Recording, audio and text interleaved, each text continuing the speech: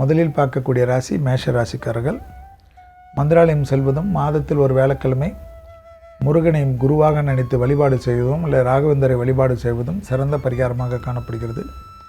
வயிறு சம்பந்தப்பட்ட நரம்பு சம்பந்தப்பட்ட உபத்திரம் சிறிது கவனமாக பார்த்து கொள்ள வேண்டும். 12 வருகிறார் சனி. 11 இருந்த லாப சனி 12 வராரு. 12ன்னா விரைய சனி. சனி வந்தாவே என்ன அர்த்தம்? எக்ஸசைஸ் பண்ணணும். அதை தாரக மந்திரமாக வச்சுக்கோங்க. உடற்பயிற்சி செய்யாமல் இருந்தால் காலையில் பிரம்ம முகூர்த்தத்தில் விளக்கேற்றணும். என்னால் டெய்லி ஏந்துக்க முடியாது செல்வின்னா, நீங்கள் பிறந்த கிழமையால் பிரம்ம முகூர்த்தத்தில் ஏந்தி பூஜை பண்ணி மனதில் தியானம் பண்ணி குலதெய்வ படத்தை வச்சு ஒரு அகல் தீபம் ஏற்றுனீங்கன்னா கண்டிப்பாக 7.5 சனியில் புதுசாக வந்திருக்கக்கூடிய மேஷராசி பெரிய வெற்றிகளை பெறும். வண்டி வாகன மாற்றங்கள் பெறும். தொழிலில் மாற்றங்கள் பெறப்படும். உங்களை அவமானப்படுத்துவர்கள், கேலிப்படுத்துவர்கள் ஒன்றே அவர்களுக்கே தேக ஆரோக்கியத்தில் ஏதோ குறைபாடோ இல்லை அவர்கள் உங்களிடத்திலிருந்து நகர்ந்து கொள்ளக்கூடிய சூழ்நிலை ஏற்பட்டுவிடும். உங்களிடத்தில் சாப்பிட்டு உங்களை பற்றி தவறாக பேசி உங்களை நீங்கள் அழிய வேண்டும் என நினைத்தவர்களெல்லாம் காணாத போவார்கள்.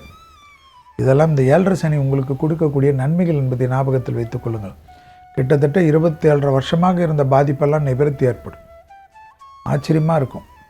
7.5 சனியில் திருமண தடைகள் நீங்கும். புத்திர சந்தானத்தில் இருக்க பிரச்சனைகள் தீர்க்கும். பிள்ளைகளுடைய படிப்பு தடை நீங்கும். பிள்ளைகளுடைய உத்தியோக தடை நீங்கும். பிள்ளைகளுடைய சுபகாரிய தடைகள் நீங்கும். நிறைய பணங்கள் வரும். பழைய கடன்கள் பைசலாகுவீர்கள்.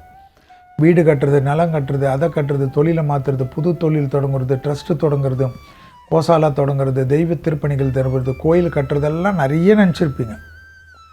கிட்டத்தட்ட 20 வருஷமாக 25 வருஷமாக ஒன்றுமே நடக்காது. அதெல்லாம் டக்குன்னு நடக்கும். நிறைய ஊர்களுக்கு போவீங்க. தெய்வமார்களை பார்ப்பீங்க, குருமார்களை பார்ப்பீங்க. கடல் கடந்து தொழில் ஆரம்பிப்பீங்க. கடல் கடந்து உத்தியோகம் ஆரம்பிப்பீங்க. 50 வயசை கடந்த மேஷராசிக்காரர்கள் தான் திடீர்னு அதிர்ஷ்டத்துக்கு ஆரம்பிக்கும். ஆச்சரியமாக இருக்கும். வயசான காலத்தில் என்னடா இது திடீர் பம்பர்னு ஏற்படுவது. இளமையை திரும்புவீங்க.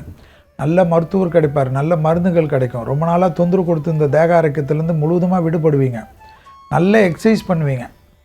மேஷத்துக்கும் எக்ஸசைஸுக்குமே சம்மந்தம் இருக்காது. இந்த சோஃபாவில் உட்காரோம், இல்லை அந்த சோஃபாவில் உட்காரோம், இல்லைன்னா கட்டில் போய் படுத்துக்கும், பெட்ஷீட்டை போட்டுக்கும், ஒரு தலைகாணி வச்சுக்கோம், 3 தலைகாணி வச்சுக்கோம். அதெல்லாம் மாறிடும். சுறுசுறுப்பாக இருக்கும். சிஸ்டமேட்டிக்காக இருக்கும். அரசுத்துறை அரசியல்வாதிகள், அரசாங்க அதிகாரிகள் பெரிய உன்னதமான சூழ்நிலைமைக்கு வருவார்கள். பெரிய பொறுப்புகளுக்கு வருவார்கள். ரொம்ப கத்திக்கினே இருப்பாங்க மேஷராசிக்காரர்கள். அஸ்வினியெல்லாம் ரொம்ப கத்தும். அதெல்லாம் மாறிடும்.